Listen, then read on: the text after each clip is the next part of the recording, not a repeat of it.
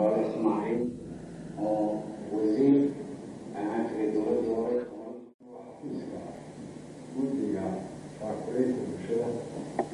guddigaasoo la abuuray 1996 ragga waxaa garkiisu bilaabmay 1998 markaasoo hay'adda ugu horreysay loo soo dhigtay wixii aan hawsha bulshada wax kaga qaban waxa ugu weyn aan mas'uuliyad wax ka qabateen guddigu markuu bilaabay hawsha bilaabay waxay ahayd waxbarashada adduunna ma aan haynin tireeda ma badnayn halkan dalka gudihiisana adduun badan oo laga qabatay ma jirin wuxuu ka bilaabay markaa meesha caynkaas waxba adduun jirin baahi badan laga jiro di gobolkaan hadda hore ka bilaabo oo dalkaba dalkeena waa ogtiin oo dhibaatooyin baa qabsatay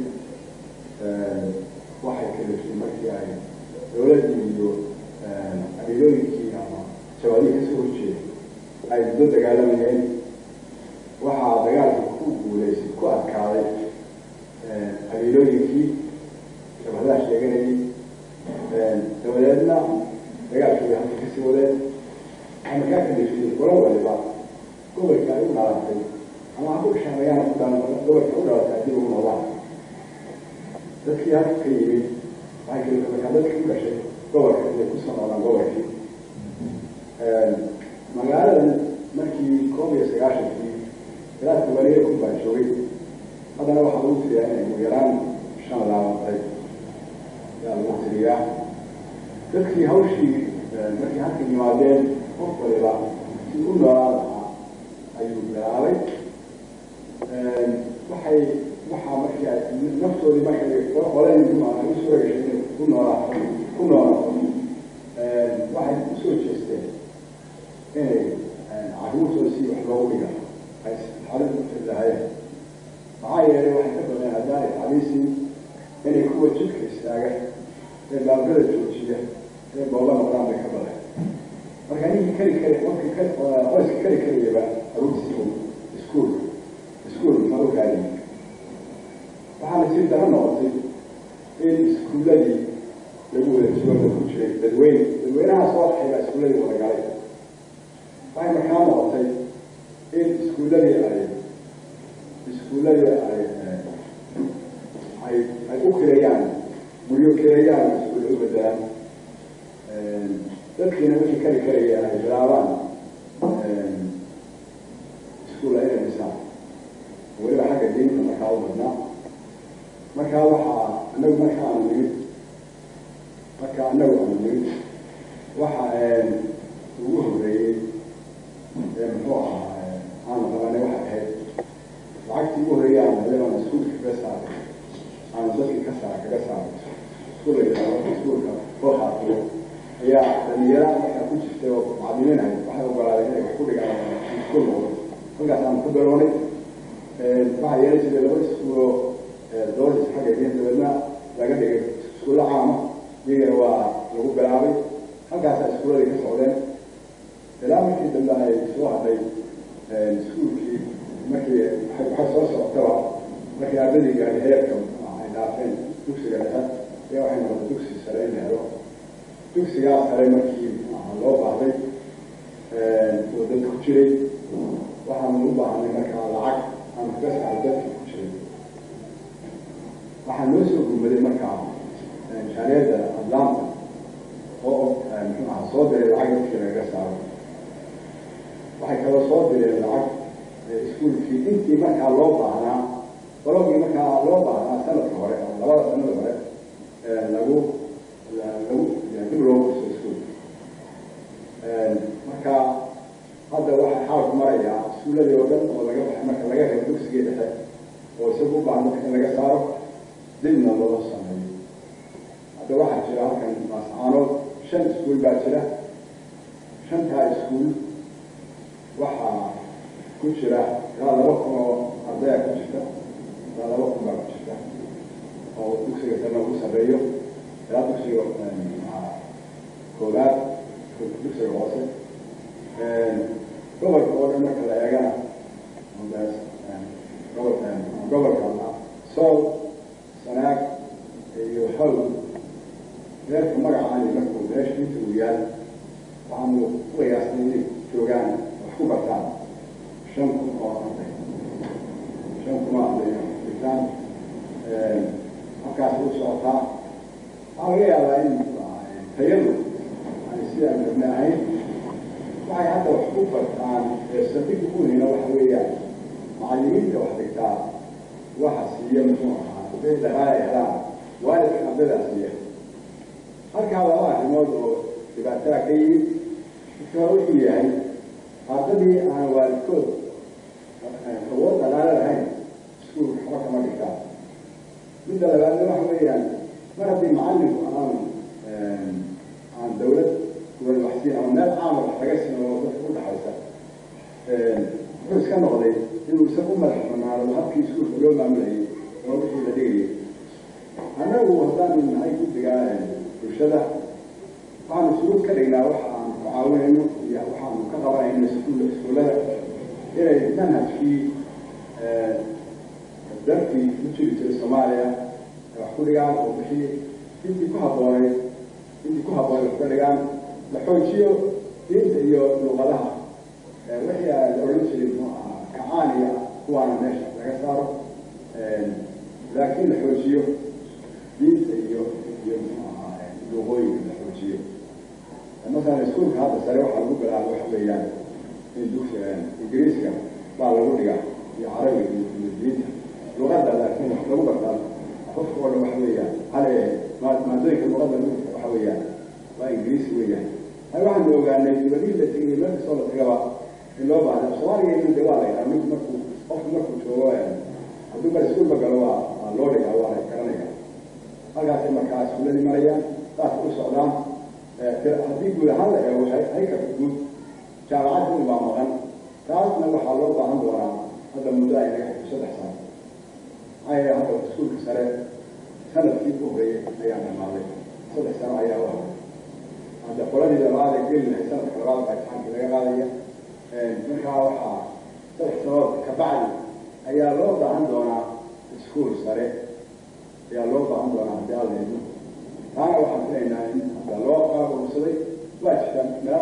يدي هذا شنو شريعة عليها سواء على عملية أم سواء على عملية حكموا مثلا ضوء على وكله ومكوا يسكول هم يشتغلوا خرج عليه على حوله لو خرج عليه أكيد أنا لا ولا تسلينا اسمه بدل ما يكون يعني ليش ما هاي مير كهبون المجال هذي السرقة عشان ما بجنبه رجعنا عريض هالكاس مريض أساس وصل دوان هدينا لسوي دي وحيالها دقدق لو باهي هي waxaan ugu sheegnay 3 arrimood in loo baahan wax laga qabto iyadoo ay ka horeyso dhismo la dhiso hay'adii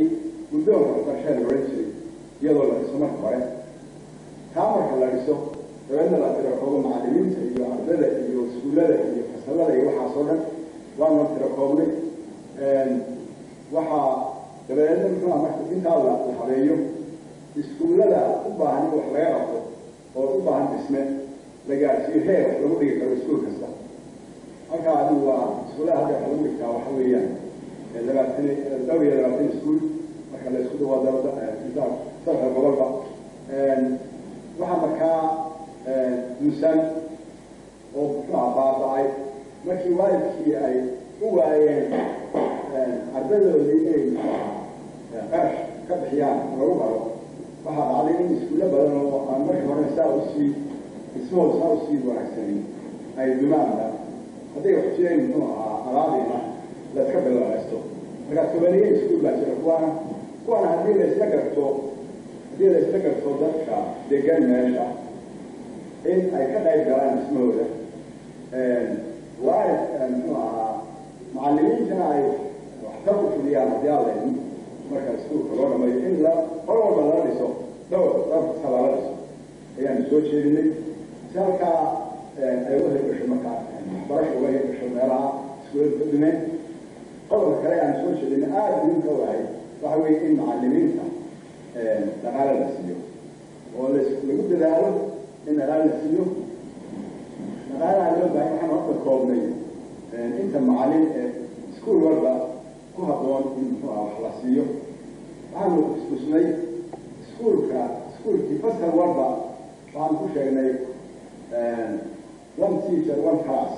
walba mid macallin in lagu qiyaaso hada hadduu jiro iskuul ilaa muxuu ahay iskuul hoose afar class afar macallin wax la siiyo iskuul dhexe oo isna afar class afar macallin wax la siiyo marka iskuulkaa loo yidhaaho muxuu ahaa hoose dhexe walaa 8 class loogu talagalay 8 fasal in 8 macallin wax loo siiyo taasoo aan ku aragno inay macallimiin ardaydu ku fogaan hadii heli jirna heli doonto ee ay waalidkood waxba waaye kaga maqnay iskuulka iskuulkiina ay halkii ay ka maamuli jiray macallin keliya ay maamulaan guddoonka waxbarashadu maamulo guddiga waxbarashaduna marka haddii loo baahdo ay dusha kala socoto halkii dawladdu kala socon jiray halkii dawladda ay u joogaan guddigaasi wixii guddoonka iyo gobolka ahaan jirayna guddoonka laftiisa uu qabto marka waxaanu naga soo qaadnay markaan qiyaasnay ilaa 100 macallin baanu sida baa u baahan in la siiyo uno 100kaa macallinna waanu kala saarnay waxaa guddoonka oo 3 qof ka kooban waa gaarkooda dugsiga sarena waa gaarkiisa kuwa muxuu ahaa marka madaxda dugsiga dhexe iyo dugsiga muxuu ahaa oo kulligoodba madaxda inay ka duwanaato weeyaan marka wuxuu hore markaan sugaynay 100 bay noqdeen lacagtiina markaa waxay noqotay bishii ilaa $7,000 haddii la helo dadkaa dibadda jiraa gudaha anagu kaje kama qaban runtii arrinta caamka ay intaas sheegay wax badan ka qaban karaan inkastoo waalidku markastaba isagu